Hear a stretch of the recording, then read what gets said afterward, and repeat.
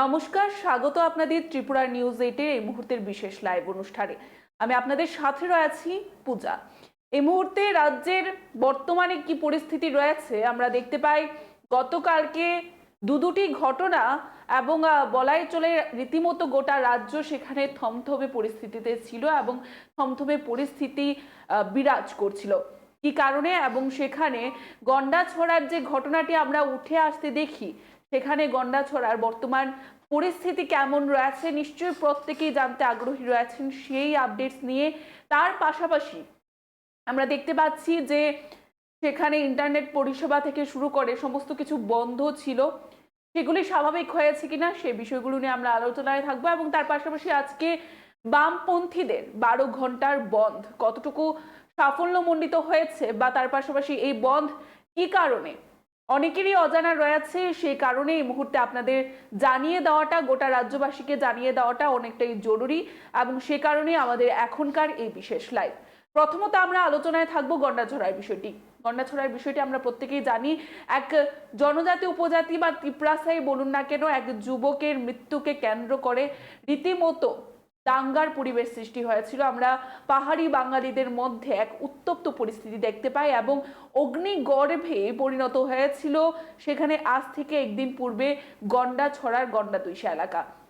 এবং সেখানে দাঁড়িয়ে বলাই যেতে পারে যে রীতিমতো প্রচুর পরিমাণে প্রশাসনিক আধিকারিক শেষ পর্যন্ত মোতায়েন করতে হয় গোটা পরিস্থিতিকে সামনে নিয়ে আসার জন্য, বা সেখানে ধলাইয়ের যারা বড় বড় প্রশাসনিক আধিকারিকরা রয়েছেন বা সেখানে যারা উচ্চ আধিকারিকরা রয়েছেন তাদের আমরা দেখতে পেয়েছি পরবর্তী সময়ে বিশেষ কিছু স্টেপ গ্রহণ করতে, পরিস্থিতিকে সামনে নিয়ে আসতে। এবং কি সেই স্টেপগুলি? প্রথমত ইন্টারনেট পরিষেবা বন্ধ করে দেওয়া, যোগাযোগ স্থাপন বন্ধ করে দেওয়া থেকে শুরু করে আমরা বিভিন্ন বিষয়ে পদক্ষেপ গ্রহণ করতে দেখি। প্রথমত আমরা দেখতে পাই সেখানে যে যারা বিভিন্ন জঙ্গলে বা বিভিন্ন জায়গায় গিয়ে লুকিয়েছিলেন নিজেদের আত্মরক্ষার জন্য, তাদেরকে সেখান থেকে উদ্ধার করে নিয়ে আসা এবং সেখানে একের পর এক প্রচুর পরিমাণে সেখানে দেখা যায় যে গাড়ি যেতে, অর্থাৎ প্রশাসনিক আধিকারিকদের যে গাড়ি যেতে এবং সেখানে কাঁদানে গ্যাস পর্যন্ত আনতে হয়, শেষ পর্যন্ত সেখানে একদম দেখাই যায় যে আধা সামরিক বাহিনীও মোতায়েন করতে। এবারে যে বিষয়টি রয়েছে শেষ পর্যন্ত যতটুকু জানা গেছে সেখানে তারপরেও পরিস্থিতিকে নিয়ন্ত্রণে নিয়ে আসার পরেও 3 জন সেখানে সিআরপিএফ এবং 7 জন পুলিশ ইনজিওর্ড হয়। আমরা দেখতে পাই 3 জন সেখানে সিআরপিএফ এবং 7 জন পুলিশ ইনজিওর্ড হয়, সেটা আমরা দেখতে পাই। এবং সেখানে আমরা দেখতে পাই যে বিশেষভাবে গ্রেফতার করা হয়েছে এখনো পর্যন্ত 4 জনকে। যতটুকু আমাদের কাছে খবর রয়েছে, ধলাই জেলার যারা পুলিশ সুপাররা রয়েছেন তাদের থেকে আমাদের কাছে খবর রয়েছে 4 জনকে গ্রেফতার করা হয় যারা এই ধরনের কাণ্ডের সাথে যুক্ত ছিলেন, বা অর্থাৎ এই যে জনজাতি বা উপজাতি যে যুবকের মৃত্যু, এই মৃত্যুর পেছনে যারা আসামি ছিলেন তাদের মধ্যে 4 জনকে সেখানে গ্রেফতার করা হয়। এবং গোটা ঘটনা আমাদের প্রত্যেকেরই জানা রয়েছে, আমরা গতকালকে আপনাদের সামনে তুলে ধরেছি যে গোটা ঘটনা কি হয়েছিল। সেখানে 6 জুলাই যে কলেজ মাঠে যে ঘটনা আমরা দেখতে পাই, আনন্দ মেলা ছিল এবং সেই আনন্দ মেলাতেই রীতিমতো ঘটনাটি ঘটেছিল, যে বিষয়টা আমরা গতকালকে অবশ্যই আপনাদের তুলে ধরেছি।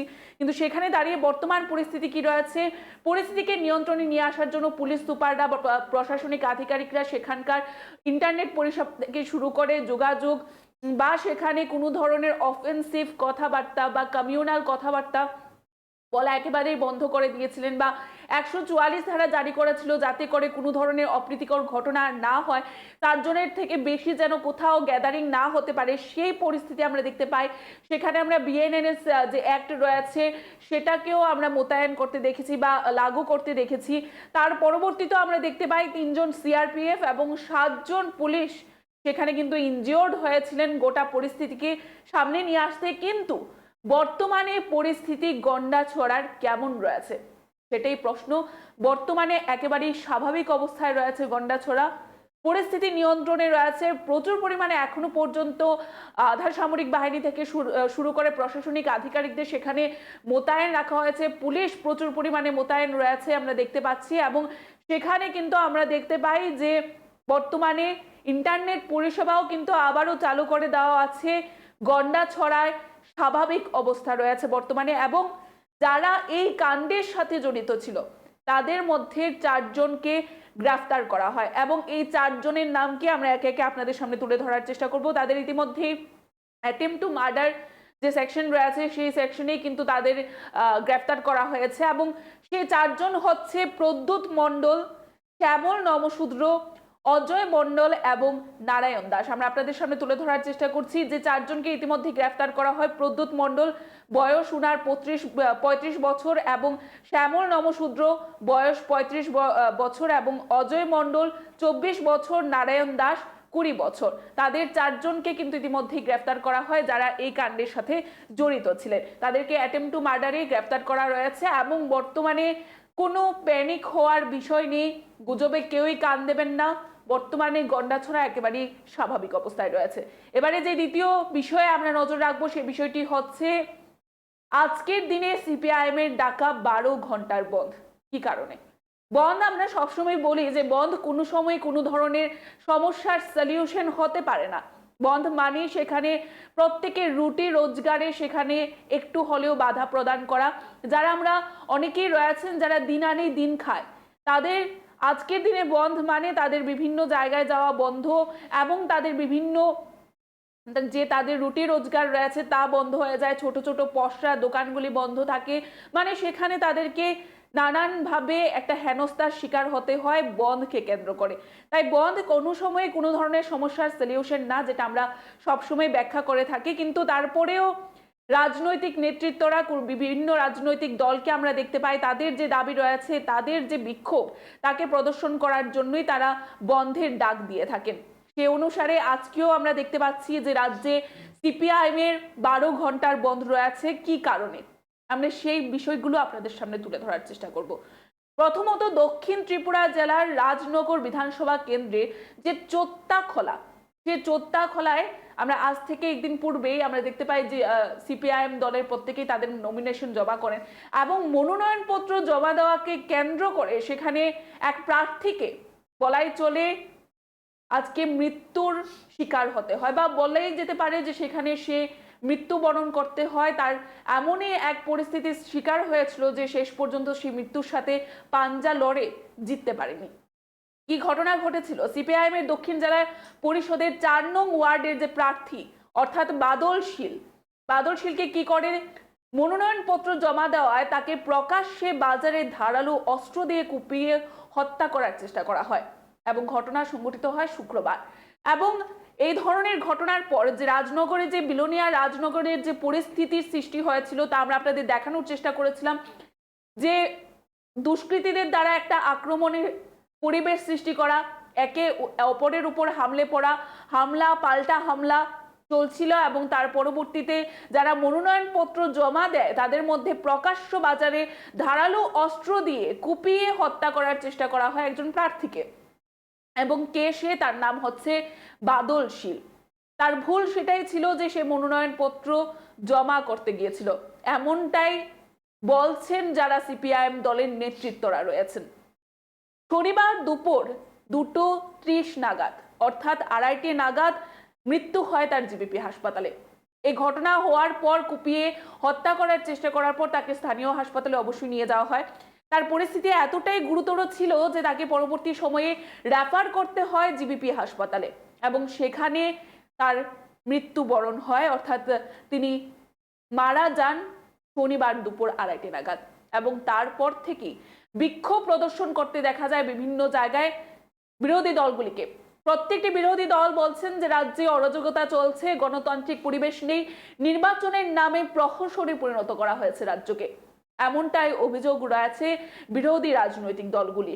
এবং ভয়ভীতি প্রদর্শন করা হচ্ছে নির্বাচনের প্রাক মুহূর্তে, যেখানে ত্রিস্তরীয় পঞ্চায়েত নির্বাচনের তারিখ ঘোষণা রয়েছে আগামী মাসের 8 তারিখ, সেই নির্ঘণ্ট প্রকাশিত। সেখানে দাঁড়িয়ে ভয়ভীতির পরিবেশ সৃষ্টি করার চেষ্টা করা হচ্ছে, এবং বাড়িতে গিয়ে হামলার মাধ্যমে যাতে করে কর্মীরা বাড়ি থেকে না বেরিয়ে আসে, প্রার্থীরা সেখানে তাদের মনোনয়নপত্র জমা না করেন, সমস্ত কিছুতেই নাকি বাধার সৃষ্টি করছে শাসক দলের নেতা কর্মীরা। এমনটাই বড় সড়ো অভিযোগ এবং তোপ দাগেন বিরোধী দলনেতা বর্তমানে জিতেন্দ্র চৌধুরী।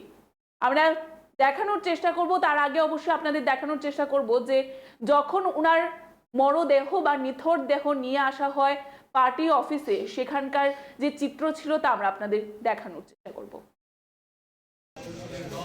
হবে না তো ব্যর্থ, হবে না তো ব্যর্থ, ভুলছি না ভুলবো না, শোধ করুন শোধ করুন, আপন মরণের আপরিণ শোধ করুন শোধ করুন শোধ করুন, অমর শহীদ তোমাকে আমরা ভুলছি না ভুলবো না, ভুলছি না ভুলবো না, অমর শহীদ তোমাকে আমরা ভুলছি না ভুলবো না, ভুলছি না ভুলবো না, শহীদ স্মরণে আপন মরণের আপরিণ লাল সালাম লাল সালাম, অমর শহীদ লাল সালাম লাল সালাম লাল সালাম,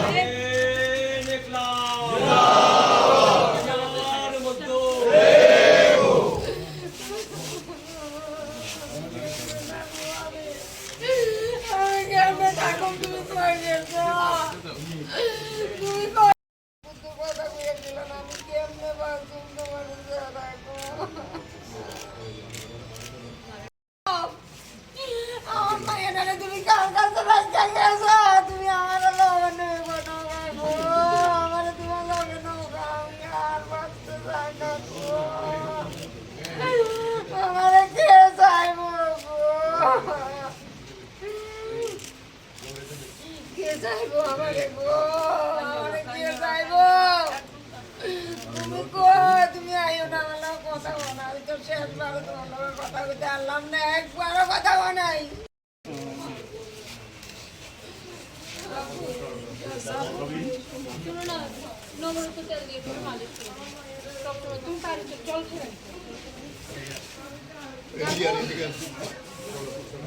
বাবু বাস চলুন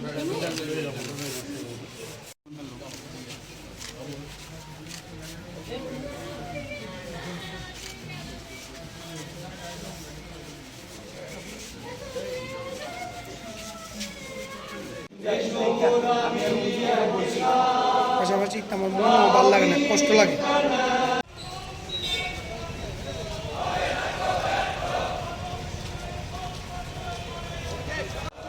আরে এইটা গাড়ির সামনে থাকবো।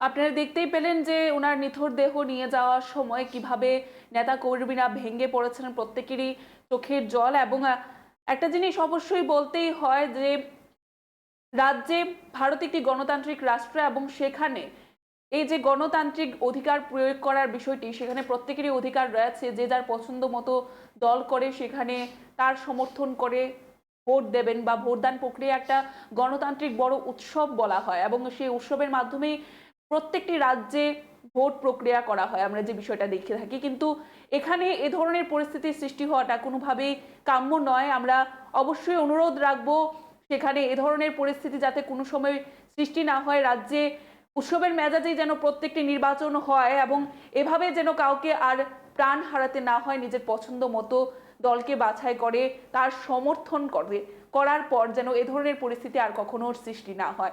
আজকে অবশ্যই বন্ধের ডাক দেওয়া হয়েছে এবং সেখানে দাঁড়িয়ে সিপিআইএম দলের যিনি রাজ্য সম্পাদক রয়েছেন এই বিষয়টিকে কেন্দ্র করে তিনি কি বলছেন আমরা আপনাদের দেখানোর চেষ্টা করব।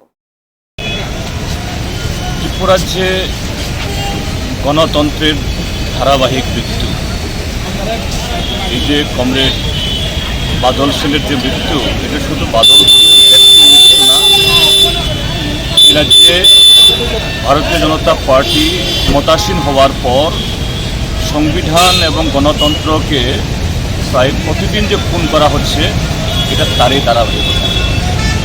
ত্রিপুরাজ্যের মানুষ আজকে প্রত্যক্ষ করছেন যে দল মাত্র 1.5 মাস আগের ভোটে নাকি 80% ভোট দিয়ে জিতেছেন, আর সেই দল পঞ্চায়েত নির্বাচনে জনগণের সামনে দাঁড়াতে ভয় পাচ্ছে। সেই নির্বাচনটা যে একটা প্রহসন, ছাপ্পা, গণতন্ত্রের বলাৎকার, এই পঞ্চায়েত নির্বাচনে প্রস্তুতি শুরু থেকে বিজেপি যা করছে তা দিয়ে আছে প্রমাণিত। এবং একজন তরতাজা যুবক তার জীবন দিয়ে এই সত্যটাকে আরও বেশি সারা দেশের সামনে নগ্নজনকভাবে বা দুঃখজনকভাবে এটাকে তুলে ধরবে। ত্রিপুরাজ্যে গণতন্ত্রের ধারা আপনারা দেখতে পেলেন যে সিপিআইএম দলের রাজ্য সম্পাদক জিতেন্দ্র চৌধুরী এই বিষয়টিকে নিয়ে কি বলছেন।